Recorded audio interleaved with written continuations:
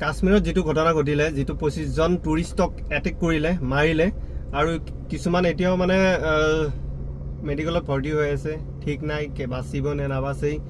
তো তেনেকুৱা ঘটনাবোৰ ঘটিব নালাগে একচুৱেলি। আৰু ধৰ্ম চাই মাৰিছে, মানে কি ধৰ্মৰ মানুহ হয় তেনেকৈ সুধি পেলাই মাৰিছে। অৰ্থাৎ কি আৰু যদি সিহঁতে হিন্দু বুলি কোৱাৰ কাৰণে মাৰিছে, যদি মুছলিম হ'ল হয় নামাৰিলে হয়। আৰু ইয়াৰ উত্তৰ অতি সোনকালে দিব লাগে আৰ্মিয়ে আমাৰ। আৰু আমাৰ মোদী ডাঙৰীয়াক ৰিকুৱেষ্ট কৰিছোঁ অতি সোনকালে দিব লাগে। আৰু মেইন কথা হ'ল কি, আমাৰ অসমৰ মুখ্যমন্ত্ৰী ডাঙৰীয়া অলপ অসমখনতো গুৰুত্ব দিয়ক।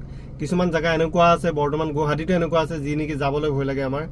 আৰু আছে বহুত জেগা তেনেকুৱা আছে, নগাঁও আছে, ধুবুৰী আছে, বহুত জেগা আছে, চাব গ'লে বহুত জেগা আছে। তো সেইবোৰক অলপ গুৰুত্ব দিয়ক, সচেতন কৰি তোলক, ঠিক আছে, ৰিকুৱেষ্ট কৰিছোঁ। আৰু সেইটোৱে আৰু তেনেকুৱা ঘটনা যাতে নঘটক, চৰকাৰে মানে কঠিন ব্যৱস্থা লওক ইয়াৰ ওপৰত।